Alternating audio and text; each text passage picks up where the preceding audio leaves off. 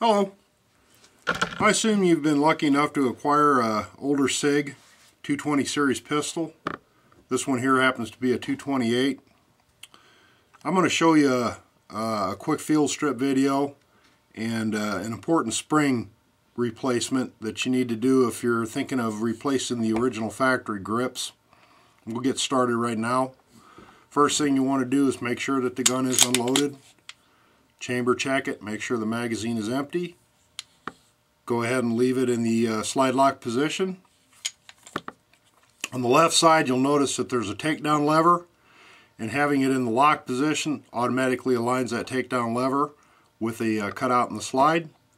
That done, all you need to do is move that lever downwards. Then you want to release the slide release. Take the magazine out. Push the slide assembly right off the gun. This is easy enough to take apart here. Release the tension on the recoil spring and the guide. Take those out and the barrel will follow. Now, there's a spring, we're going to decock this, on the right side grip underneath of it that you should probably replace if you're thinking of adding new grips to one of these guns. And it's a real simple operation. Anybody can do it, and I recommend it if you're going to do this, if you're going to add new grips on it. Here's a couple examples here. These are hose. These are a 2-piece, and this one here is a 1-piece with finger grooves on it. So, we've taken our screws out. We're going to go ahead and pop the grip panel off.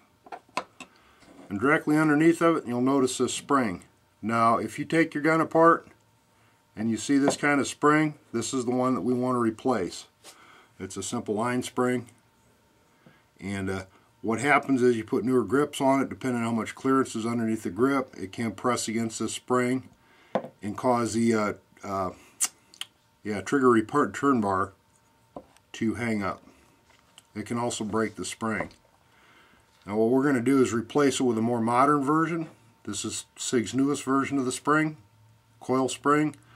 It's these will actually last longer than these springs, and because they sit down flatter against the frame, there's no chance of them impeding against the grip hanging up the trigger bar. And all you need to do to replace this spring is just simply take the original, push it down, pull it out from the back, and then pull it straight up out of the hole in the frame, like so. And then to install the new spring, we just simply push the lead edge into the front hole.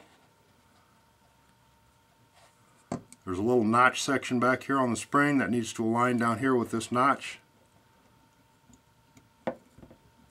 Get that lined up, and that's it, you're done.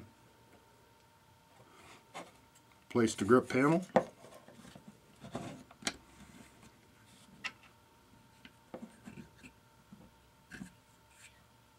Screw our screws back on.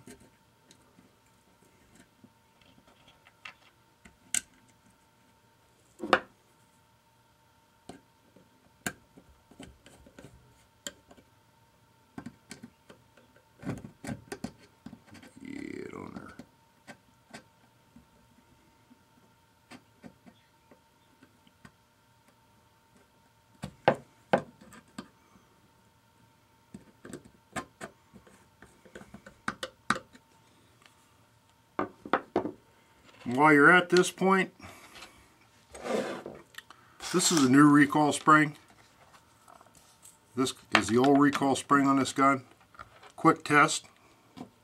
If you have a spring that's showing considerably shorter than a new spring, and a new spring will be about 4.5 inches long, 115.7 millimeters. If you have one that's considerably shorter than that, like this one is here, I'd recommend that you just go ahead and replace it.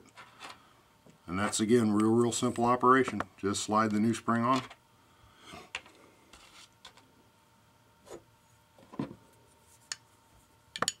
barrel drops back into the slide. Recoil spring goes into place. Push down. Get everything aligned. Like so. Then go ahead and replace the empty magazine back into the gun. Slide the slide onto the frame. Press back until the slide locks. And all you have to do is rotate your takedown lever back up into the lock position. Drop your slide, drop your hammer, and your gun's back to ready to go. I hope you found this informative. Thank you for watching.